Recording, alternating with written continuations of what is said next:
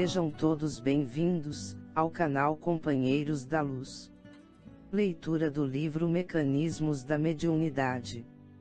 Coleção A Vida no Mundo Espiritual, obra do Espírito André Luiz, por Chico Xavier e Valdo Vieira. Iniciemos então a leitura do capítulo 20. Psicometria. Subtítulo 1. Mecanismo da psicometria.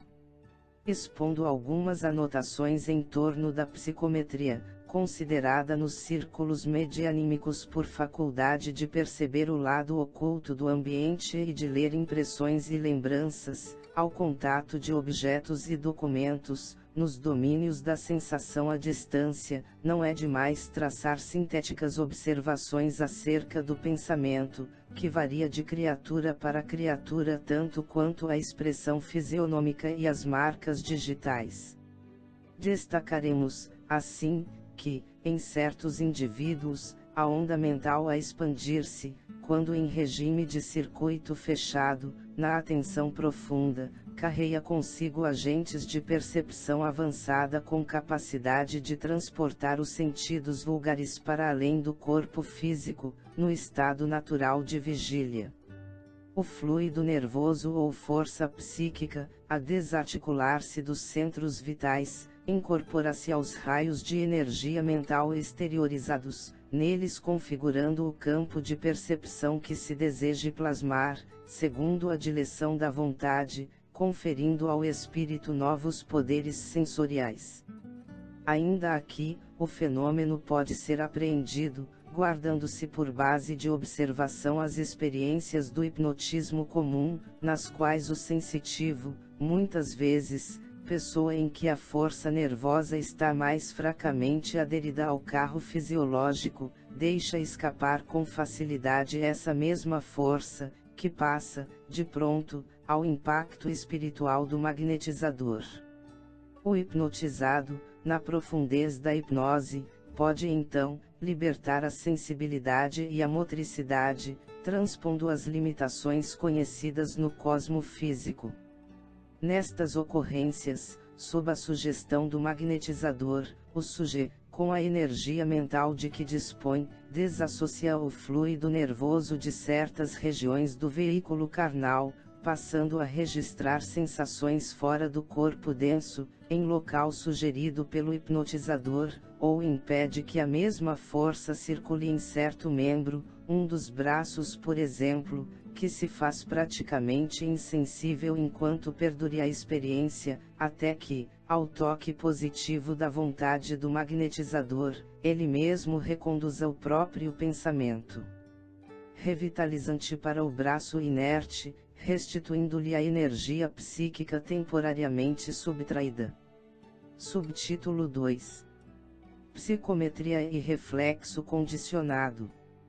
Nas pessoas dotadas de forte sensibilidade, basta o reflexo condicionado, por intermédio da oração ou da centralização de energia mental, para que, por si mesmas, desloquem mecanicamente a força nervosa correspondente a esse ou aquele centro vital do organismo fisiopsicossomático, entrando em relação com outros impérios vibratórios, dos quais extraem o material de suas observações psicométricas. Aliás, é imperioso ponderar que semelhantes faculdades, plenamente evidenciadas nos portadores de sensibilidade mais extensamente extroversível, esboçam-se, de modo potencial, em todas as criaturas, através das sensações instintivas de simpatia ou antipatia com que se acolhem ou se repelem umas às outras, na permuta incessante de radiações.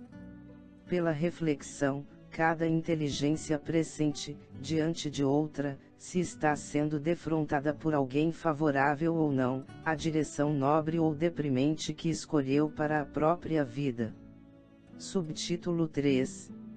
Função do psicometra. Clareando o assunto quanto possível, vamos encontrar no médium de psicometria a individualidade que consegue desarticular, de maneira automática, a força nervosa de certos núcleos, como por exemplo os da visão e da audição, transferindo-lhes a potencialidade para as próprias oscilações mentais. Efetuada a transposição, temos a ideia de que o medianeiro possui olhos e ouvidos à distância do envoltório denso, acrescendo, muitas vezes, a circunstância de que tal sensitivo, por autodecisão, não apenas desassocia os agentes psíquicos dos núcleos aludidos, mas também opera o desdobramento do corpo espiritual, em processo rápido, acompanhando o mapa que se lhe traça as ações no espaço e no tempo, com o que obtém, sem maiores embaraços, o montante de impressões e informações, para os fins que se tenha em vista. Subtítulo 4. Interdependência do médium. Como em qualquer atividade coletiva entre os homens, é forçoso convir que médium algum pode agir a sós, no plano complexo da psicometria. Igualmente, aí, o sensitivo está como peça interdependente no mecanismo da ação. E como é fartamente compreensível, se os companheiros desencarnados ou encarnados da operação a realizar, não guardam entre si os ascendentes da harmonização necessária, claro está que a onda mental do instrumento mediúnico somente em circunstâncias muito especiais não se deixará influenciar pelos elementos discordantes, invalidando-se, desse modo, qualquer possibilidade de êxito nos tentames empreendidos. Nesse campo, as formas pensamentos adquirem fundamental importância, porque todo objeto deliberadamente psicometrado já foi alvo de particularizada atenção. Quem apresenta ao psicometrão pertence de antepassados, na maioria das vezes já lhe invocou a memória, e com isso, quando não tenha atraído para o objeto o interesse afetivo, no plano espiritual, terá desenhado mentalmente os seus traços ou quadros alusivos às reminiscências de que disponha, estabelecendo, assim, recursos de indução para que as percepções ultrassensoriais do médium se lhe coloquem no campo vibratório correspondente. Subtítulo 5. Caso de desaparecimento. No outro aspecto, imaginemos que determinado objeto seja conduzido ao sensitivo para ser psicometrado, com vistas a certos objetivos. Para clarear a asserção, suponhamos que uma pessoa acaba de desaparecer do quadro doméstico, sem deixar vestígio. Buscas minuciosas são empreendidas sem resultado. Lembra-se alguém de tomar-lhe um dos pertences de uso pessoal, um lenço por exemplo. A recordação é submetida a exame de um médium que reside a longa distância, sem que informe algum lhe seja prestado. O médium recolhe-se e, a breve tempo, voltando da profunda introspecção a que se entregou, descreve, com minúcias, a fisionomia e o caráter do proprietário, reporta-se ao desaparecimento dele, explana sobre pequeninos incidentes em torno do caso em lide, esclarece que o dono desencarnou, de repente, e informa o local em que o cadáver permanece. Verifica-se a exatidão de todas as notas, e comumente, atribui-se ao psicometra a autoria integral da descoberta. Entretanto, analisado o episódio do plano espiritual, outras facetas ele revela a visão do observador.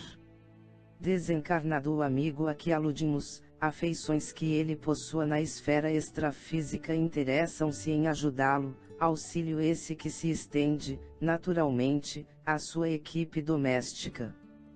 Pensamentos agoniados daqueles que ficaram e pensamentos ansiosos dos que residem na vanguarda do espírito, entrecruzam-se na procura movimentada.